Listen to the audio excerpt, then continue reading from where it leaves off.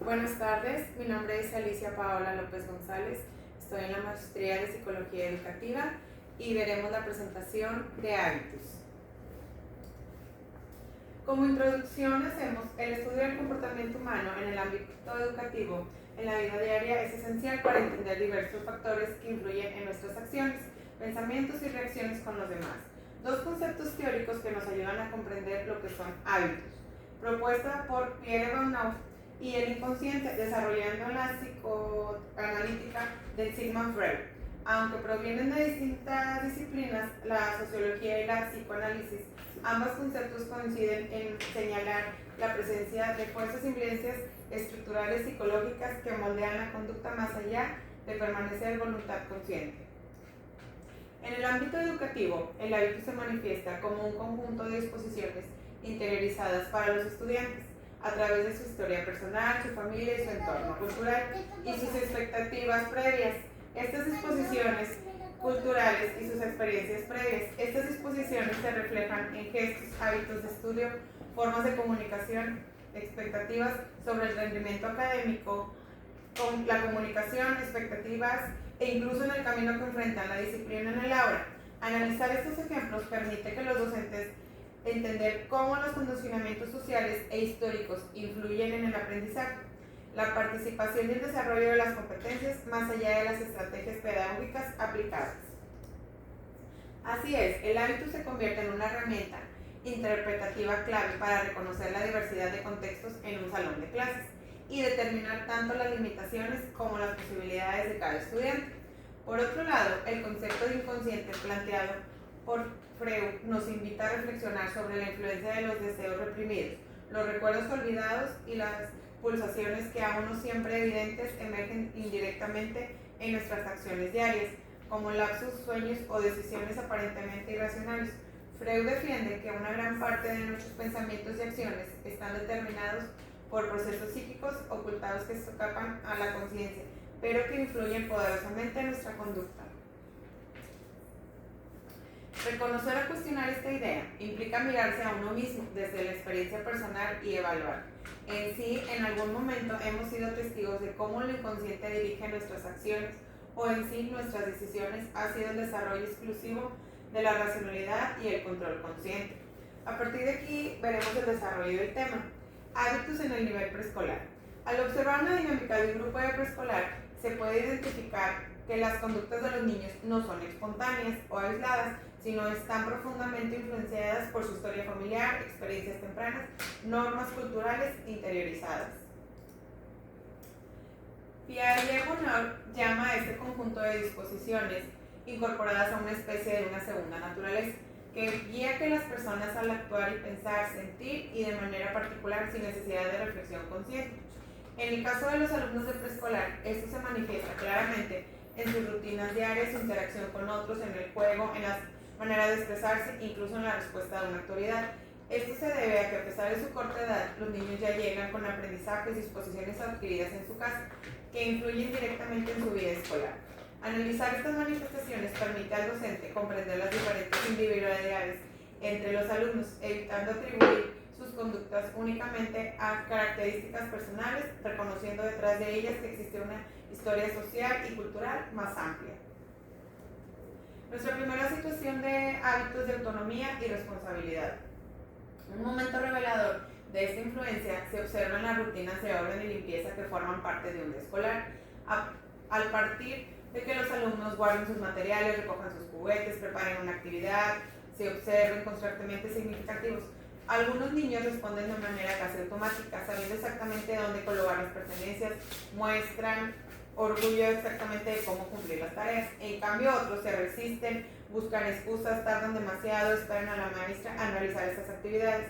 Estas diferentes reflejan prácticas fomentadas en casa. En algunos hogares se proviene la autonomía desde edades tempranas, asignando a los niños pequeños a responsabilidades de recoger platos, organizar sus juguetes o tareas sencillas. Estos aprendizajes se trasladan directamente al aula, convirtiéndose en parte de un hábito. Por el contrario, cuando en el entorno familiar se atiende sobre proteger al niño, realizar todas sus tareas por él, el pequeño llega a la escuela más dependiendo de un adulto. Esta situación influye de cómo los alumnos enfrentan las normas escolares y la convivencia colectiva. Mientras que algunos se integran con facilidad a las dinámicas de responsabilidad compartida, otros requieren un proceso más prolongado, acompañando para desarrollar estas disposiciones. Como una segunda situación, veremos los roles sociales dentro del juego. El juego libre en preescolar es un espacio privilegiado para observar cómo se manifiestan las disposiciones adquiridas en el hogar y en la comunidad, donde estas actividades los estudiantes no solo se divierten, sino también reproducen modelos sociales, culturales y de género.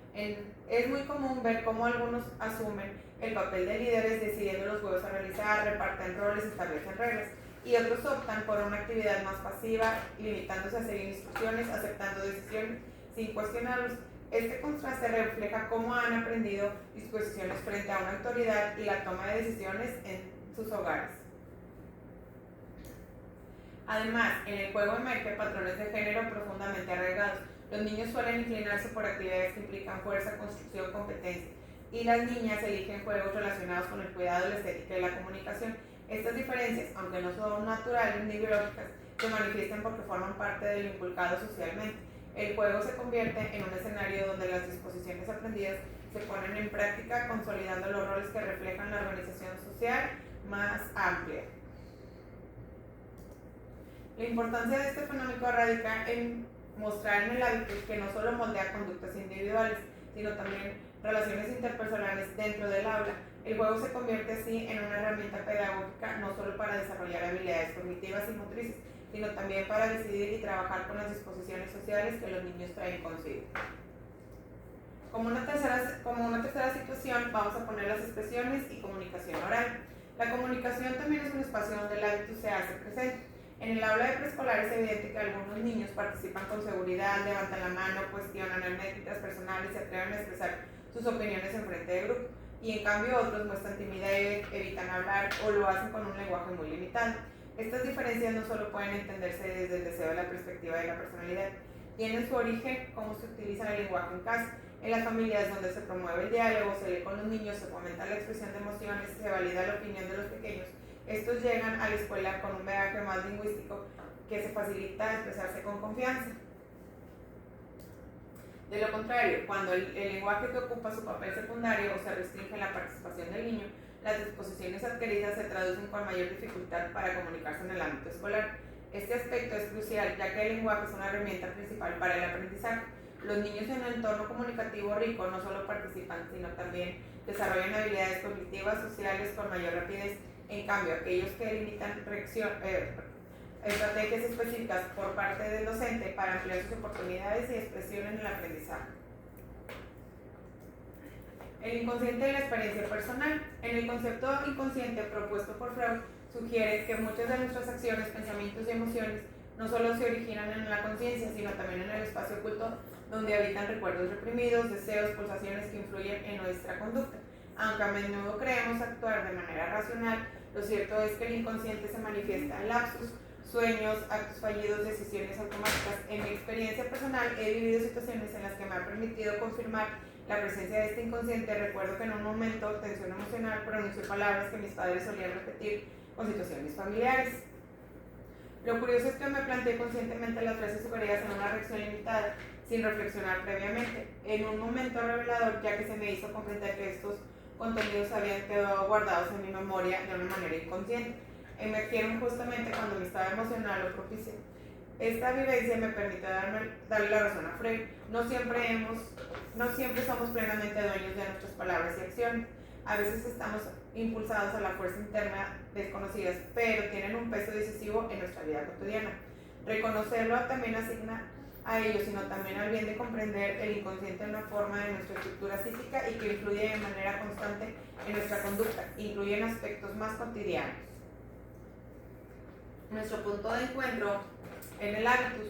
Aunque el hábitus y el inconsciente provienen de marcos conceptualmente diferentes, la sociología en el caso de Bonnet y el psicoanálisis en el caso de Freud, ambas coinciden en señalar que el ser humano no actúa únicamente desde el racionalismo consciente. El hábitus muestra cómo las estructuras sociales y culturales se interiorizan hasta volverse disposiciones duraderas que guían en nuestra conducta. El inconsciente, por su parte, evidencia que existen fuerzas psíquicas ocultas que determinan nuestras acciones y muchas veces sin darnos cuenta.